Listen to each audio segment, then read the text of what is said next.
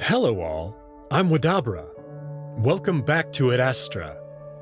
In the last episode, we learned that Kato, the old buff wolf with the giant visor on his face, will be moving forward with some sort of trials to help him choose between Amicus and Cassius. We also get a bit of lore about how this universe works, or at least how this side of the universe works. We're told that all life has the same origin and develops in a similar way, almost like it could have all been influenced by the same external force or something, and that there may be another, different force at work on the other side of the universe. Could this have something to do with the parents and why they seem to behave in mysterious ways? Probably. Shortly thereafter, Marco had his first meal with the wolf family, and it's more than a little awkward. At a certain point, Cassius tried to discipline Marco, and this is where Amicus put his foot down and threatened to physically harm his brother if he ever tried to discipline Marco again. While this scene was intense, I feel it was also an important moment in Amicus and Marco's relationship. By metaphorically putting his muscle-bound form between Marco and Cassius, he demonstrated that he's going to ensure Marco's safety, even against the most powerful people on Adastra, even against his own family. That's a strong statement. Amicus also let it be known that he intends to reunite the wolves with their abandoned children, and he chose Marco not just to be an exotic pet, but to also be a symbol of his political intentions moving forward. After breakfast, Amicus has studies, so he leaves Marco in the care of Cassius's pet, Alexios. Alexios immediately sees through Marco's charade while they eat the wolf's leftovers, but assures Marco that his secret is safe with him. The two have a chance to bond while they work in the garden, more to alleviate boredom than out of necessity since the palace has drones for that sort of labor. During this time, Alexios tells Marco a great many things. First, Adastra has 19 hours in a day. Second, the lingua is a powerful tool, but can sometimes create confusing situations. 3, the wolves have a habit of stunting the intelligence in their children and keep them working as indentured servants. 4, Alexios was actually a diplomat visiting Adastra when the Romanus stopped supplying the wolves with stretch drive power, and after missing his ride home, which likely won't return for another decade, decided to use his situation to continue his work, and so he became Cassius's pet. And 5, some time ago there was a war between the wolves and the most technologically advanced sibling species, the Chemians, and Amicus is looking to forge an alliance with them, something a great many wolves, including Cassius, are not thrilled about. Oh, and Adastra TV is also garbage. That's the recap. Please remember to like and share this video for the glory of the YouTube algorithm, and subscribe to the channel so you don't miss the next episode. And as always, content warnings and a link to my Patreon can be found in the description below. Let's get started.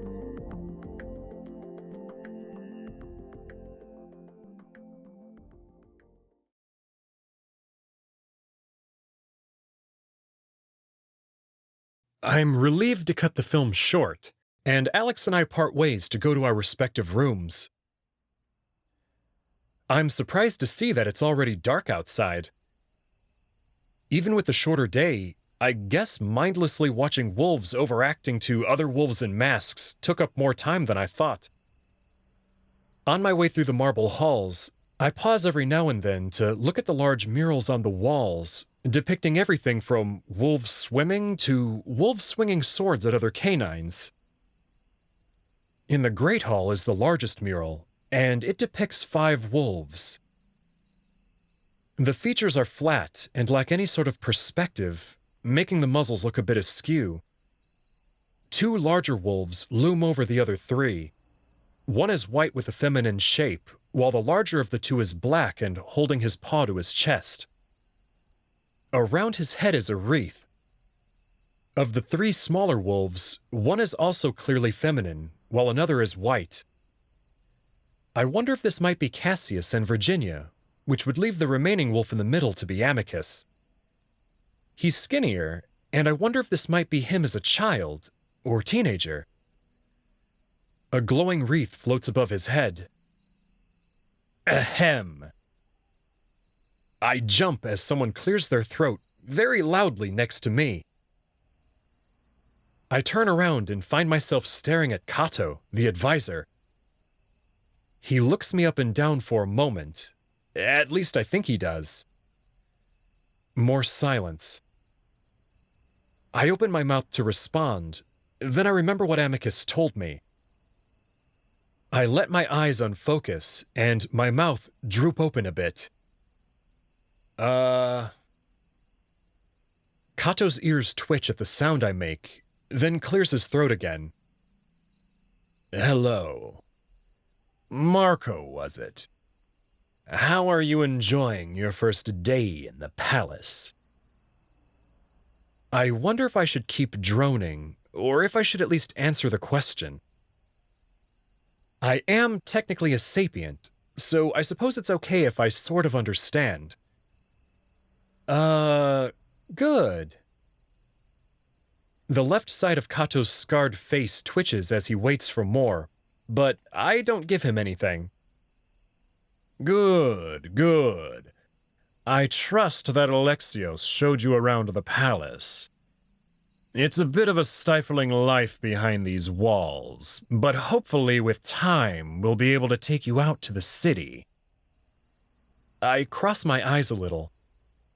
Oh, I like it. Heh, yes. So, where are you from again, exactly? There's something behind the wolf's words. Something there that's a little more than innocent curiosity. Big Rock Planet by Star. Kato waits, and again I don't say anything more.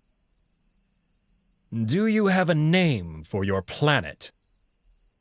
Yeah, Big Rock Planet.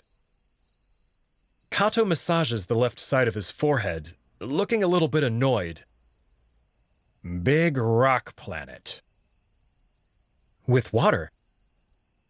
Kato stares. So, Big Rock Planet with water. I nod, dumbly. Kato sighs loudly and stalks off, not even bothering to end the conversation. Wonderful. Now I have a headache. And with that, he disappears around the corner. I decide that I did an okay job, as Kato seems to think that I'm a massive idiot. I make my way quickly to Amicus's room, glad not to run into anyone else. There isn't much to do. Amicus's room is spotless. So after meandering around and smoothing the bed covers over, I choose to sit down on the sofa and wait. Despite the fact that I've only been up for what's probably been 10 hours, I'm exhausted. Maybe I won't have any trouble adjusting to the shorter days. As I start to doze, there's a sudden clattering sound toward the door. I jump and see Amicus come in, wheeling in a tray with several plates on top of it, heaped high with food. He grins at me, and I get a feeling of relief at seeing him. Hello! Sorry, I suppose Alex didn't tell you that they set these outside the door on the 15th hour. He treat you well? Yeah, he was nice. Amicus wheels the cart up to the sofa, then flops back onto it next to me, making the whole thing shake. Oh, that was a long day. Are you okay? Amicus opens one eye at me. Barely. I had to go over maths today, and my head feels as if it's going to explode. Didn't help that Balbus kept cracking me over the head with the stick when I answered wrong. Wow, that sounds harsh. Don't worry, it was nothing compared to the one you gave me. Amicus smirks, and I can't help but smile back at his teasing. He seems to have become more comfortable around me with how relaxed he is. I am sorry about that. Don't be, and stop apologizing for it. Now let's wash and eat. My stomach's felt hollow since breakfast. We both go into the restroom to rinse our respective paws and hands in the sink before heaping our plates with food. It's more of the same with bread and meat and olives, but there's also a good amount of other vegetables and fruit that I have a hard time identifying. Amicus shows me how to combine the fruit and cheese on the bread, and I find myself really starting to enjoy the smelly spread, as long as I ignore the smell. Compared to breakfast, Amicus really wolfs down a lot of food. He probably ends up eating about 3 times as much as me. All the while, he's telling me about his scary instructor and how he punishes him way more than Cassius. Well, does he usually get the answers right? Well, yeah, but he should help me understand rather than smack my ears. That doesn't help anything, unless he has the information in his stick and is bashing it into my brain somehow. Don't worry, I hate math too. Well, I'm better in other things like literature and history. Ha! Cassius is hopeless at remembering battles. Amicus flexes a bicep. And he can forget about wrestling. He could never beat me in a fight. Yeah, I wouldn't think so. So yes, he can have the maths all he wants. The trials don't involve that anyway. What are these trials you guys keep talking about? Amicus takes a big gulp of wine, gasping when he finally pulls the goblet away from his face. What Cato is considering using to decide the next emperor. Essentially 3 trials: music and dance, rhetoric, and finally, combat. And whoever wins those becomes emperor? Well, whoever wins 2 out of 3. Combat is last, so that if one of us wins the first 2, it won't come to that. I'm really just hoping that Cato chooses me in the next few days now that he's seen you. But if the trials do happen, you have nothing to worry about. Amicus grins at me confidently. I don't? I'm better than Cassius in at least 2 of those things. Perhaps even in music and dance. You know, I'd believe you, but one thing I know about you is how, overly confident you are when it comes to certain things. Why do you say that? Our entire experience on the ship, maybe? That's different. I was doing something I didn't really understand. I understand my studies. Aside from maths. Amicus leans back finally, one paw on his stomach. Anyway, how was your day? Did Alex show you around? Amicus starts to grab the remaining food to set aside on its own plate. Yeah, I've realized that there really isn't much to do. Ah, yeah, it was a bit of a bad day. I have tomorrow off from studies though, so we can do something entertaining. Like what? Oh, I don't know. Go swimming, go to the baths, talk, you name it. Maybe eventually we can go to the city too. The city outside? Well, everything's outside. I mean, the one that I can see across the lake. Yes, that one. Adastra City, the capital of our empire.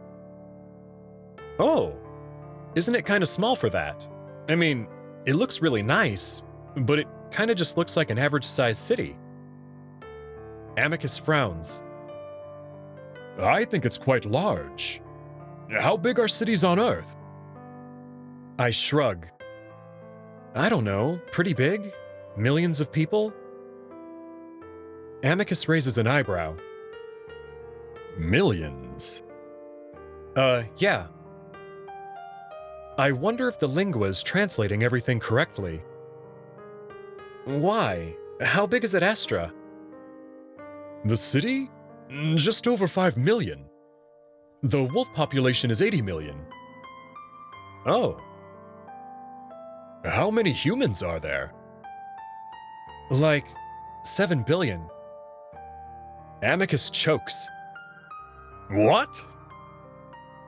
Is that a lot? That's preposterous.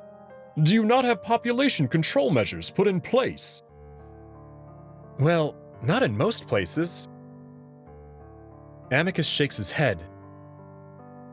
Well, you are parentless, so I guess it makes sense your species might be so... misguided? Amicus seems to try very hard to choose the last word, even though he's still being very condescending.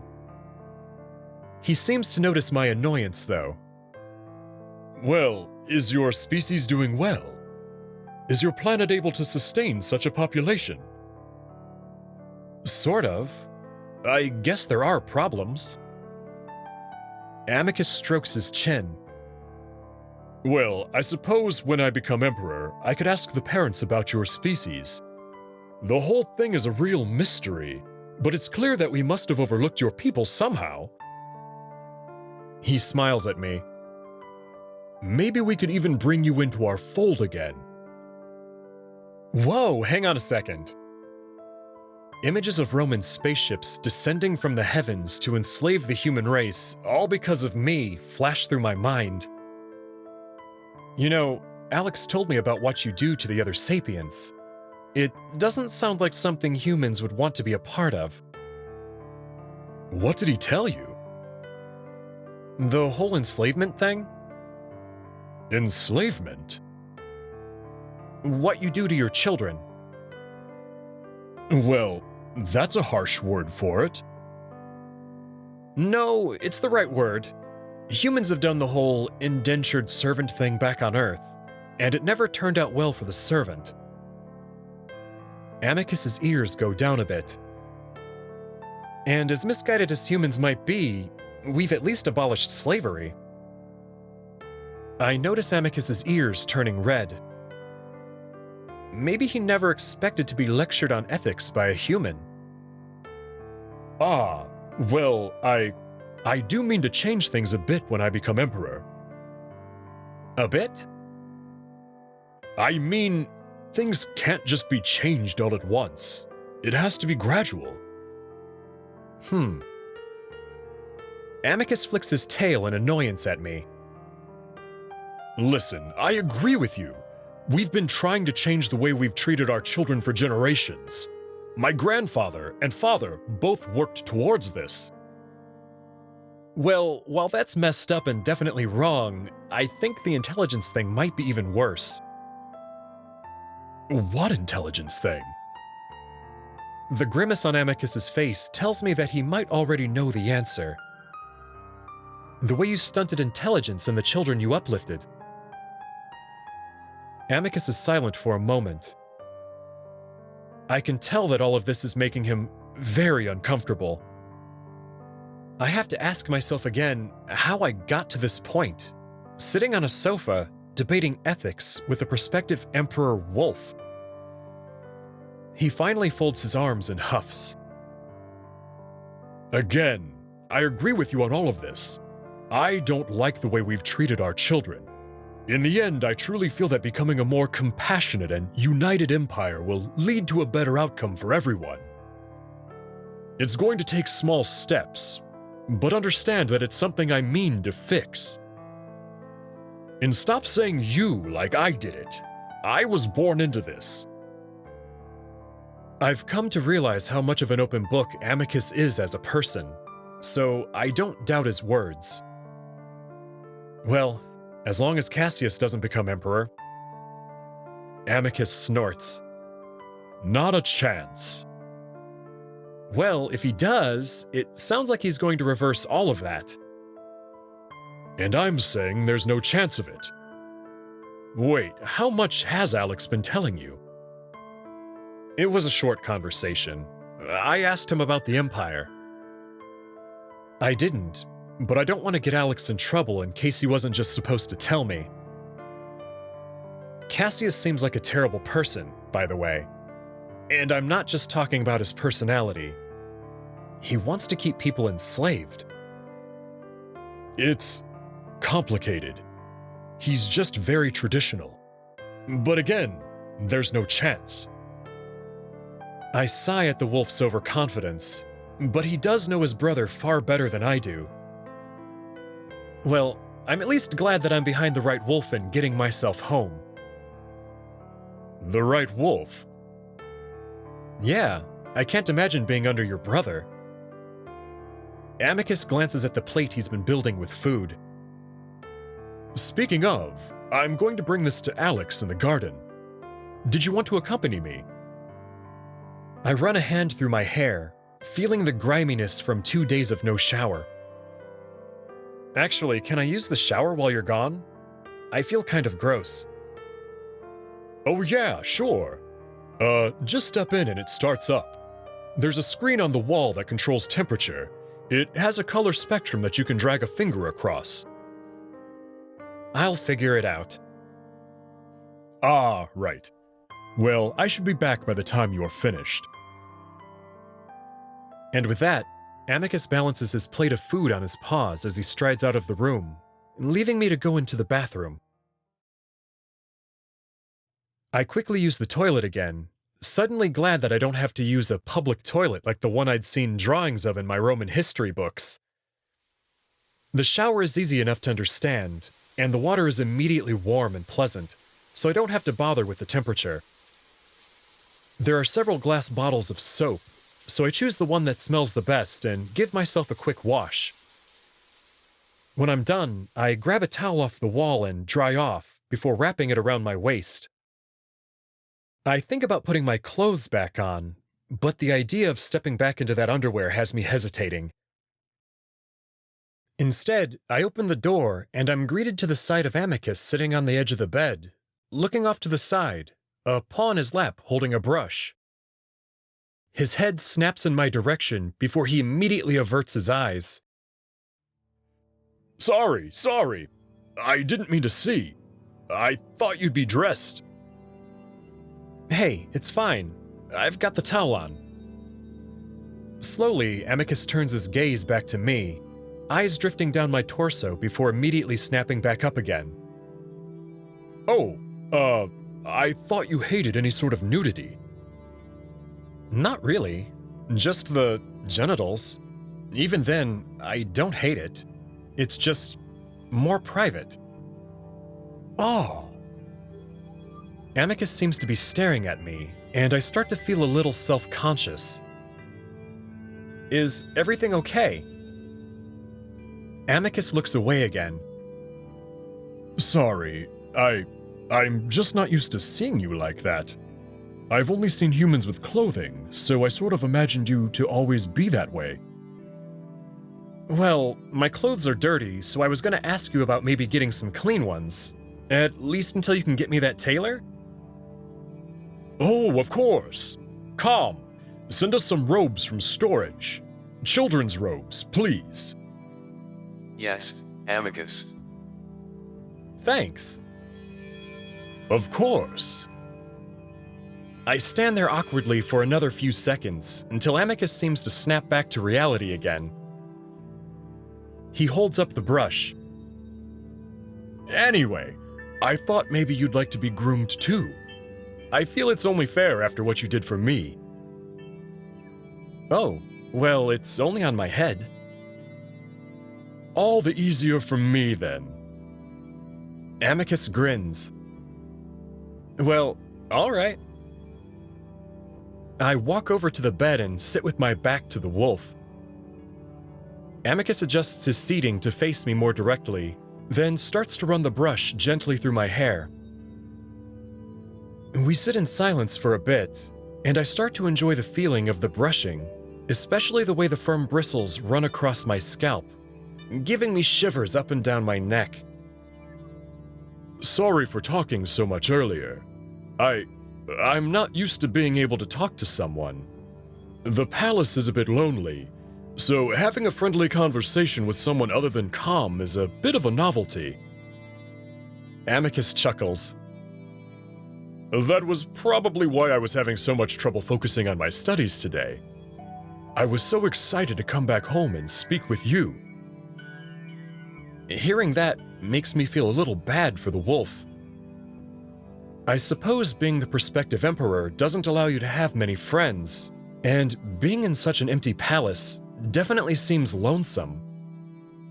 I guess this is why Alex told me basically the same thing. You're fine, and I didn't mean to be too harsh earlier. I know it's not your fault. No, I think we're on the same page on that one. All the more reason to unite against Cassius, eh? Oh. As if he'd forgotten something, Amicus's other paw comes around my side, and on his palm I see 2 purple grapes. I managed to snatch a few of those off of Alexios' earring. He wasn't too happy about that. Want one? Seriously? I take one, more out of being nice to Amicus than anything. But when I bite into it, I can't help but notice how juicy and sweet it is. Amicus talks to me with the grape in his mouth. I don't know why, but his grape earring always tastes the best. By the way, if you don't mind, I invited Alex to our outing tomorrow. Cassius is going to be away to do some speeches and is leaving Alex behind for once. Of course not. We got along really well. I lean my head back, allowing the wolf to continue the brushing. Your fur, hair, you call it? It's not like a wolf's fur, but it's rather nice. I smile. Thank you, Amicus.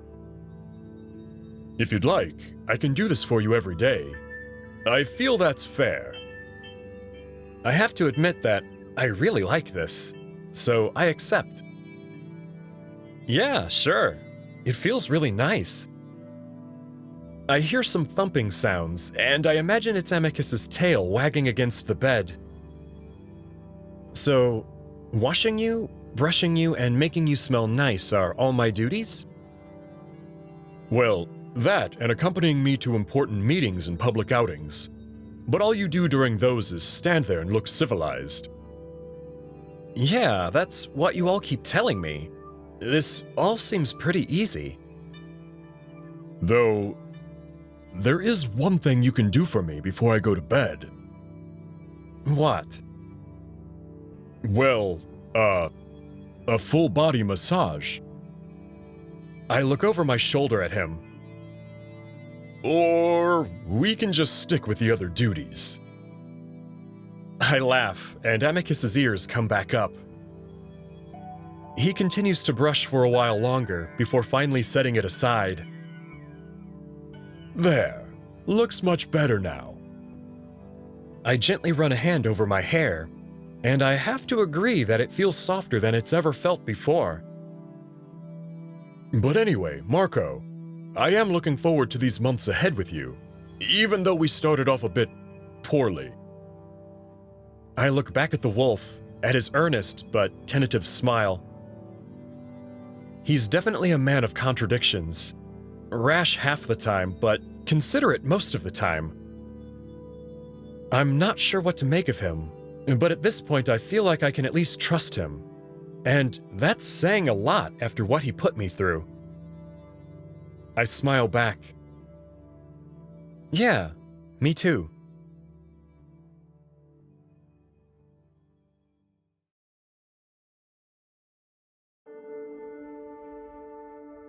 Welcome to the after reading. You may have noticed that this episode is shorter than the others, and that's because this episode was going to be the original ending of episode 4. Unfortunately, that episode was already approaching an hour, and adding another half hour would have pushed back its release by more than a week due to holiday shenanigans. So we get this cute, fun-sized episode instead. But just because this episode is short, doesn't mean I don't have anything to say about it. So let's get into that, shall we? So now we finally have some clarification on what these trials are. Public presentations of music and dance, rhetoric, and combat, with the winner of 2 out of 3 being considered winner of the throne. It's not the best way to pick your ruler in my opinion, but that's the way it works on Adastra, so Marco has no choice but to go along with it. We also learned some neat stuff about Adastra, like how the wolf population is about 80 million people, and due to population control measures, it's likely been at 80 million people for a good long time. Amicus is then flabbergasted to learn about Earth's population and assumes it's due to a lack of guidance, and expresses interest in bringing humanity back under wolf control again. And this idea is very troubling to poor Marco, for obvious reasons.